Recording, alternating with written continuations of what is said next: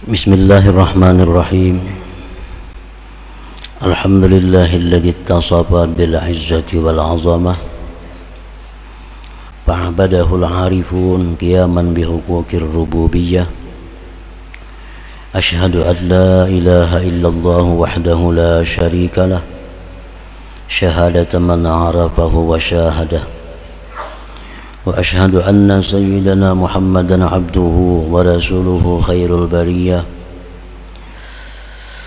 Allahumma salli wa sallim wa barik ala sayyidina Muhammadinil ma'rufi bis samaha wa ala alihi wa ashabihi wa dzurriyyah wa man tabi'ahum bi ihsanin ila qiyamis saah. Amma ba'du. Yang kita hormati dan kita cintai para habaib, para alim ulama, para muhibbin, hadirin, hadirat, rahimakumullah. Alhamdulillah wa syukrulillah, puji syukur kehadirat Allah yang pada malam ini kembali mengumpulkan kita di majlis yang penuh berkah dan rahmat ini. Salawat dan salam kita haturkan kepada junjungan kita Rasulullah Nabi besar Muhammad sallallahu alaihi wasallam dan kepada seluruh keluarga, para sahabat, zuriat dan pengikut beliau sampai hari akhir nanti. Para muhibbin rahimakumullah, al-hikmatu tis'un minal hikamil ataiyah. Qala al-Imam Ahmad ibnu Athaillah As-Sakandari rahimahullah wa nafa'ana bi'ulumihi wa asrarih. Hikmah yang ke-90 dari Al-Hikamil Athaiyah, berkata pengarang Imam Ahmad bin Athaillah As-Sakandari rahimahullah, man abadahu li syai'in yarjuhu minhu aw liyadfa'a bi ta'atihi wurudal 'uqubah fama qama bihaqqi awsafih. Yang artinya, barang siapa yang beribadah kepada Allah karena sesuatu yang dia harapkan sesuatu itu dari Allah, atau dia beribadah agar Allah menghindarkan dengan sebab taat itu akan datangnya bala, maka tidaklah dia mendirikan dengan hak sifat-sifat Allah subhanahu wa ta'ala. Dalam beberapa hikmah yang terdahulu telah disebutkan bahwasanya orang yang taat kepada Allah akan dibalas oleh Allah dengan balasan yang segera, yaitu balasan-balasan yang diterima di dalam dunia ini, dan lagi dia akan dibalas Allah dengan balasan yang disimpan untuk hari akhirat kelak. Nah, itu pembicaraan tentang hikmah yang sebelumnya. Maka dalam hikmah yang ke-90 ini beliau menjelaskan bahwa barang siapa yang beribadah kepada Allah karena sesuatu yang dia harapkan dari Allah, atau agar Allah menjauhkan daripadanya akan datangnya bala, maka tidaklah dia mendirikan dengan hak sifat-sifat Allah subhanahu wa ta'ala.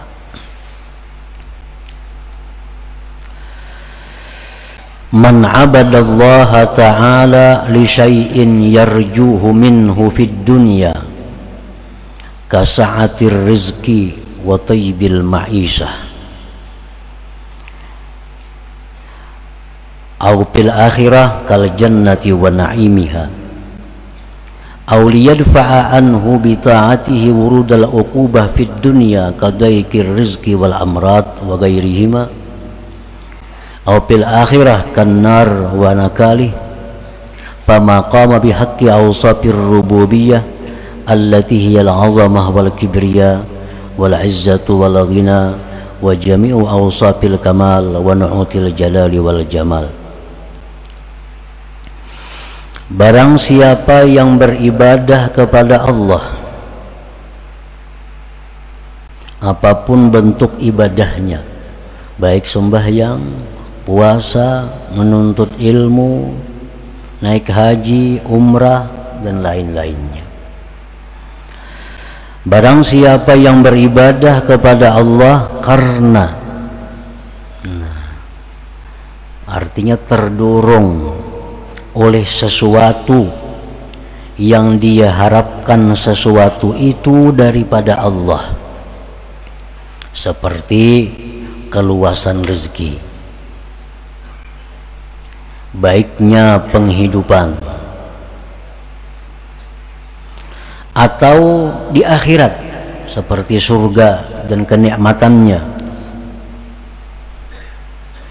atau agar Allah hindarkan daripadanya dengan taat itu datangnya bala dalam dunia, seperti sempitnya rezeki, penyakit-penyakit dan selain keduanya, atau di akhirat seperti neraka dan siksanya. Maka orang yang beribadah dengan demikian, orang yang beribadah dengan terdorong, termotivasi oleh yang demikian, maka dia tidaklah mendirikan dengan hak sifat-sifat ketuhanan yang itu adalah kebesaran, kemuliaan, kekayaan, dan sekalian sifat-sifat kesempurnaan dan sifat-sifat kebesaran dan keelokan. Nah, para muhibbin rahimakumullah, orang ini beribadah kepada Allah terdorong, termotivasi sesuatu yang dia harapkan Allah memberikan sesuatu itu padanya, baik di dunia atau akhirat. Atau orang ini beribadah kepada Allah termotivasi, terdorong agar Allah jauhkan dia dari bala dan bencana.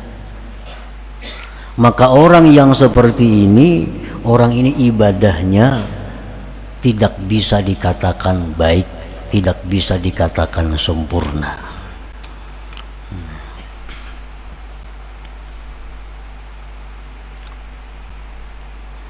Orang baca Yasin umpamanya dengan terdorong agar Allah menjauhkan bala daripadanya. Nah, ini membaca Yasin ibadah, tapi terdorong oleh keinginan agar Allah jauhkan bala daripadanya. Nah, maka ini membaca Yasin adalah satu ibadah yang tidak sempurna, satu ibadah yang cacat atau cedera, karena terdorong oleh sesuatu yang ada, sesuatu balasan yang diberikan oleh Allah Subhanahu wa ta'ala.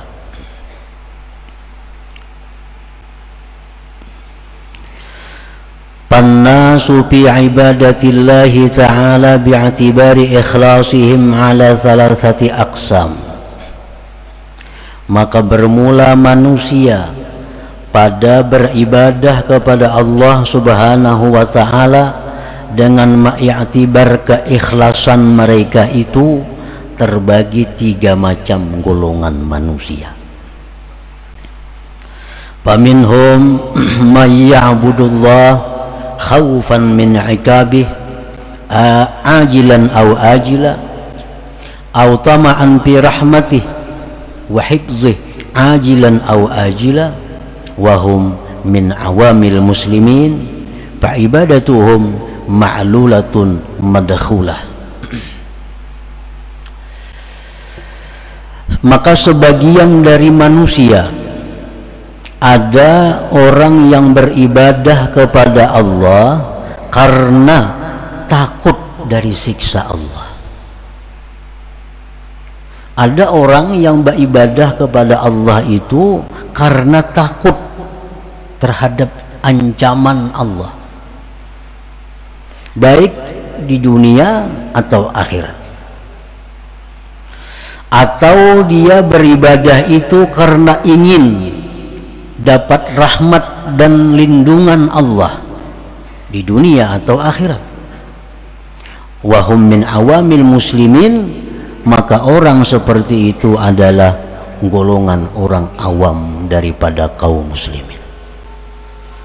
Artinya orang ini beribadah surga nang ditujunya. Orang ini beribadah supaya jangan masuk neraka. Orang ini beribadah tujuan supaya dalam dunia dia dilindungi oleh Allah. Orang ini beribadah supaya dalam dunia dia mendapat kebaikan-kebaikan dari Allah. Nah, ini adalah cara perilaku beribadahnya orang awam.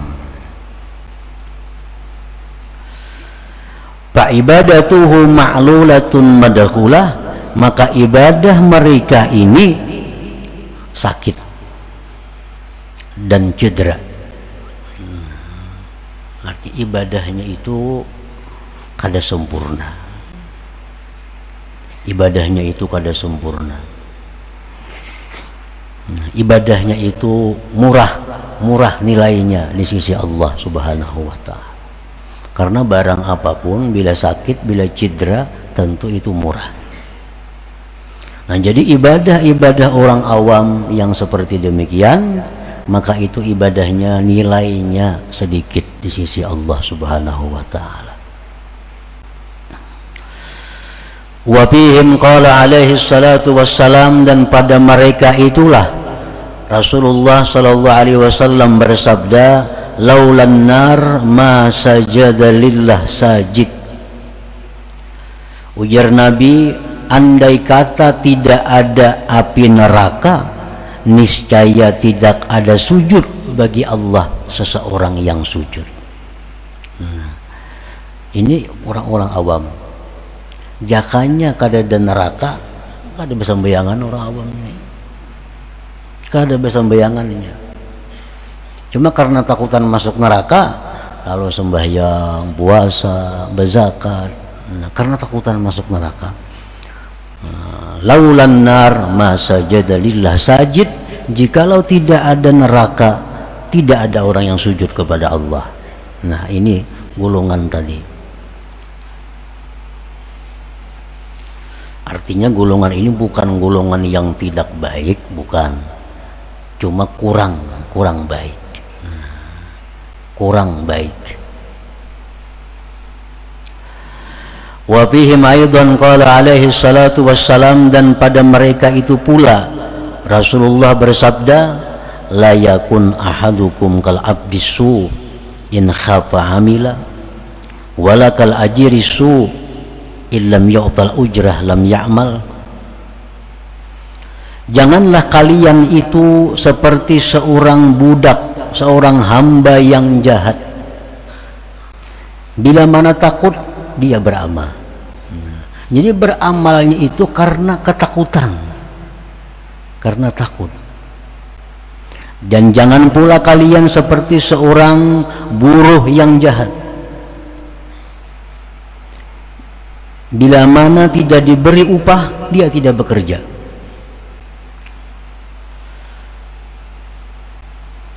Andai kata tidak ada surga yang dijanjikan Allah, belum tentu mereka sembahyang, belum tentu mereka umrah, belum tentu mereka menuntut ilmu, jikalau tidak dijanjikan surga oleh Allah. Nah, ini hamba Allah, hamba tapi hamba yang jahat, hamba yang jahat.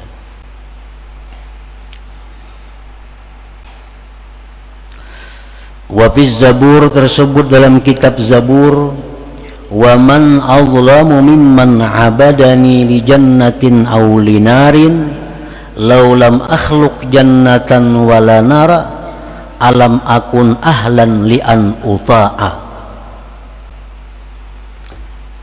Allah Subhanahu wa ta'ala berfirman, tidak ada orang yang lebih zalim daripada orang yang beribadah kepadaku karena surga atau karena neraka. Jikalau tidak aku ciptakan surga, tidak aku ciptakan neraka, apakah aku ini tidak berhak untuk ditaati? Jadi Allah mengatakan bahwa itu orang yang zalim. Padahal ya Tuhan, aku ini walaupun kada ada surga, walaupun kada aku ciptakan neraka, aku ini tetap berhak untuk disembah. Karena Allah punya sifat segala-galanya kesempurnaan, kebesaran dan keelokan. Andai kata aku tidak ciptakan neraka, tidak aku ciptakan surga, mestinya aku ini tetap disembah. Karena sifat-sifat kebesarannya. Nah, jadi orang-orang yang beribadah kepada Allah karena termotivasi, terdorong keinginan surga atau dijauhkan dari neraka, maka itu ibadahnya tadi adalah kurang baik, kurang bagus.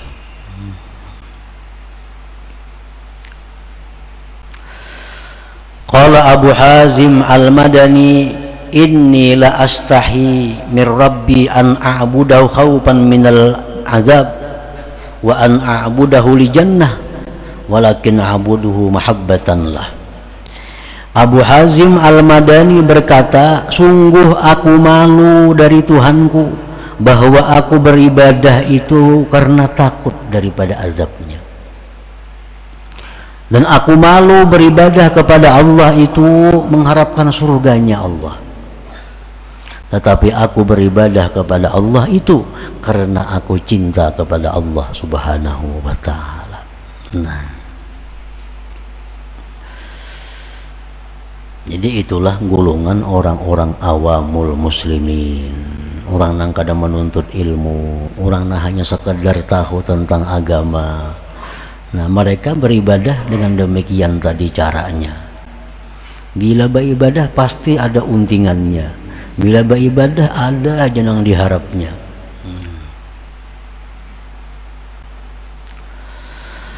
Wa minhum man ya'budullaha ta'ala mahabbatan fi dzatihi wa syauqan ila liqa'ihi la tama'an fi jannatihi wa hifzihi wa la khawfan min narihi wa nakalihi fahumul muhibbun as-sairun.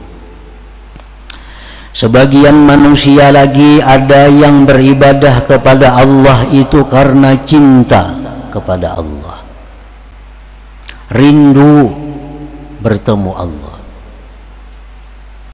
bukan mengingini surganya dan pemeliharaannya, bukan takut neraka dan azabnya. Maka inilah golongan yang disebut muhibbun as-sairun, pecinta-pecinta Allah yang masih berjalan menuju kepada Allah Subhanahu wa ta'ala.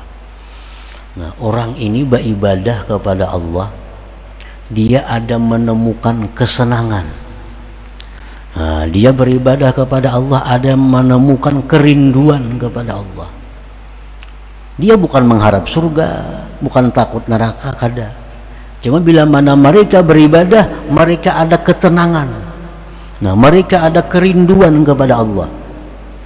Nah, ini orang-orang yang golongan muhibbun, golongan pecinta Allah Subhanahu wa ta'ala yang masih berjalan menuju Allah Subhanahu wa ta'ala. Orang ini bila hatinya gelisah, bila hatinya galau, ambil tasbih, berzikir la ilaha illallah, la ilaha, karena dia menemukan ketenangan dalam zikir itu.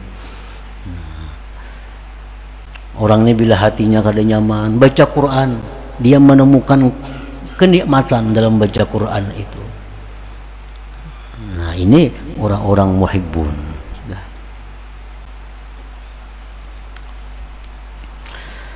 Wa minhum man ya'budullaha ta'ala sidqan fil 'ubudiyyah wa qiyaman bi huquqir rububiyyah wa humul muhibbun al 'arifun.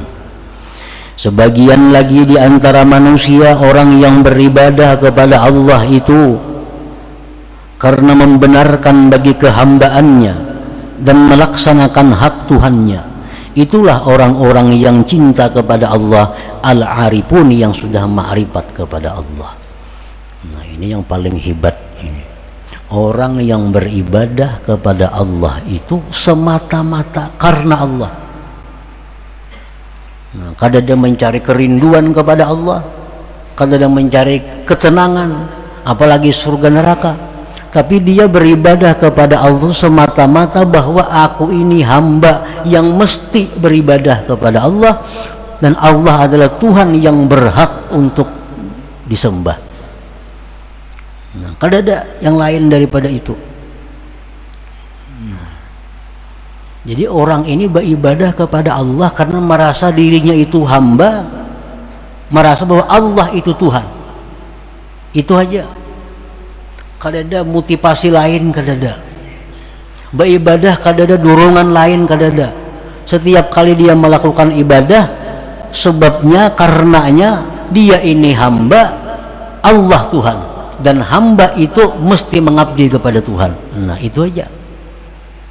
Kalau ada urusan lain, inya sembahyang terdorong oleh itu, inya bersedekah terdorong oleh itu, inya umrah terdorong oleh itu, inya menuntut ilmu terdorong oleh itu. Pokoknya aku melakukan ini karena aku ini hamba, dan setiap hamba itu mesti patuh kepada Tuhannya. Nah, itu. Ini orang yang sudah ma'rifat kepada Allah Subhanahu wa ta'ala. Para muhibbin rahimakumullah, misalnya firman Allah Subhanahu wa ta'ala, wa may yattaqillah yaj'al lahu makhraja wa yarzuqhu min haitsu la yahtasib. Allah berfirman, barang siapa takwa kepada Allah, maka Allah jadikan bagi dia jalan keluar dari kesusahan, dan Allah berikan dia rezeki daripada jalan yang tak terduga-duga. Nah, ini firman Allah. Siapa takwa kepada Allah, dia akan dapat rezeki yang tak terduga dan keluar dari kesulitannya. Orang awam, mereka takwa kepada Allah terdorong agar dapat rezeki yang tak terduga-duga. Itu orang awam. Inya pak ibadat, menjauhi yang dilarang Allah, melaksanakan yang diperintah Allah, karena ujarnya bila demikian dia akan hidupnya nyaman, rezekinya melimpah ruah. Nah, itu orang awam. Mereka menjauhi larangan Allah, melaksanakan perintah Allah dengan tujuan agar diberi Allah kenyamanan, rezeki, dan lain-lainnya. Nah, ini golongan orang awam. Ini murah takwanya. Amun diberi Tuhan kesenangan juga, senangannya kada seberapa senang juga, nilainya sedikit. Nah, yang kedua golongan muhibbun as-sairun. Mereka takwa kepada Allah, menjunjung perintah Allah, menjauhi yang dilarang Allah karena dia cinta kepada Allah. Kan biasa orang yang cinta itu mematuhi apa-apa yang dikehendaki orang yang dicintainya. Kan kayak itu biasanya. Kalau kita cinta kepada orang, kita akan patuh kepada orang itu. Nah, ini golongan kedua, mereka melaksanakan perintah Allah, menjauhi larangan Allah karena cinta kepada Allah, karena takut kalau cintanya putus. Dia takut kalau dia tidak dicintai lagi oleh Allah, lalu dia berhati-hati dalam hidup. Yang haram jauhinya, perintah laksanakannya, karena takutan kalau Allah kada cinta kepadanya. Nah, ini golongan yang nomor dua, artinya orang yang muhibbun tapi masih berjalan menuju kepada ma'rifatullah. Nah, golongan yang ketiga, dia menjunjung perintah Allah, menjauhi yang dilarang Allah karena semata-mata aku adalah seorang hamba yang mesti patuh kepada Tuhannya. Nah, ini semata-mata merasakan dirinya nih hamba, Allah itu Tuhan, setiap hamba itu mesti mematuhi kepada Tuhannya karena memandang lain daripada itu. Nah, padahal pekerjaannya sama, tetapi motivasinya beda, dorongannya beda, hasil didapat pun beda, pekerjaannya sama. Nah, contohnya lagi, Rasulullah SAW bersabda, suratul waqi'ah, suratul ghina. Ujar Nabi, surah waqi'ah yang ada dalam Quran itu adalah surah kaya, surah sugih. Faqra'uha, baca mun hendak sugih. Baca tiap malam surah waqi'ah mun hendak sugih.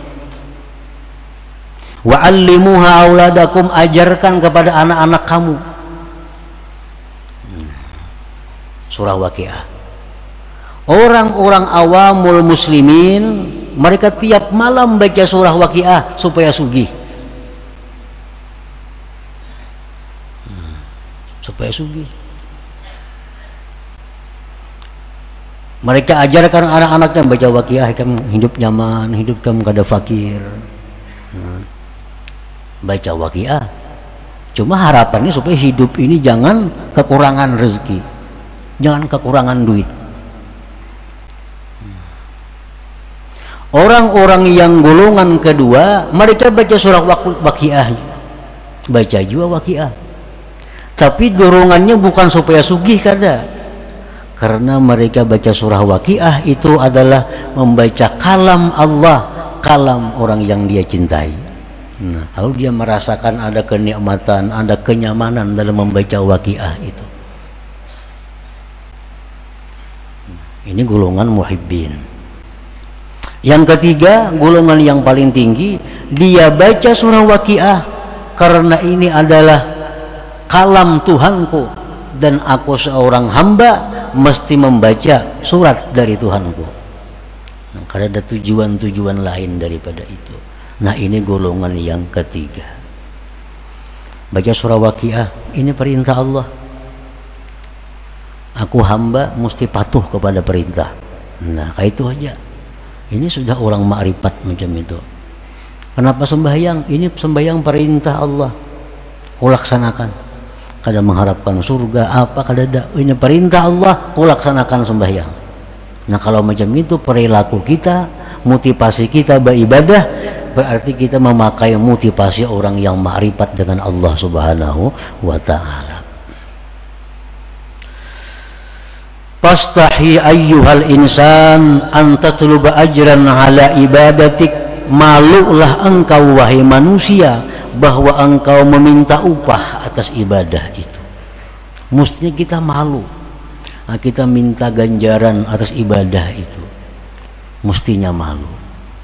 Warfa himmataka anil huzuz subbat lakal huzuz,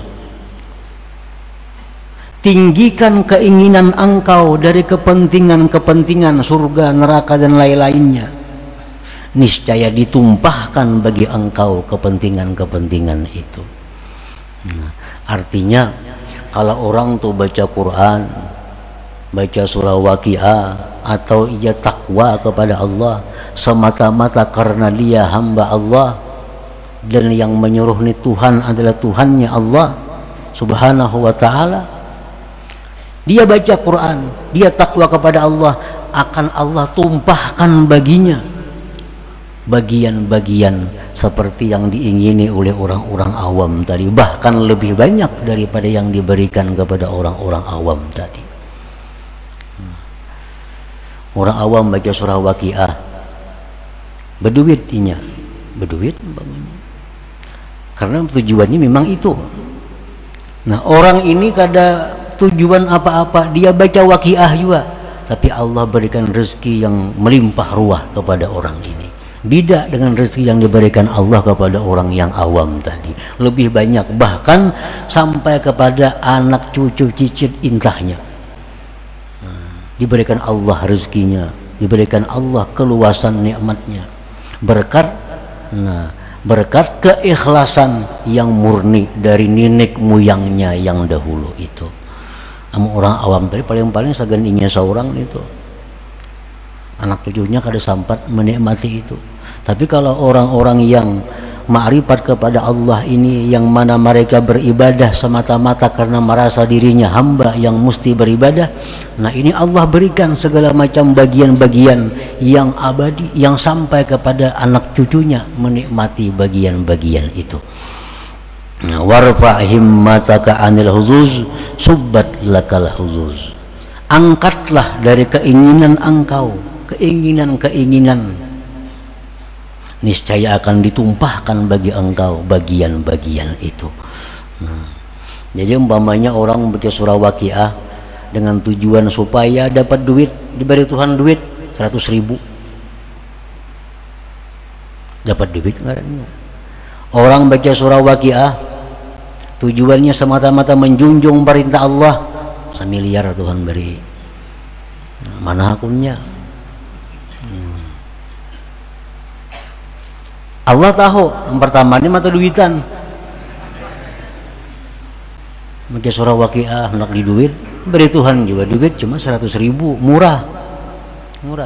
Ada ini beribadah kepada Allah semata-mata karena dia hamba Allah. Setiap hamba wajib mengabdi kepada Tuhannya. Nah itu motivasi dirinya.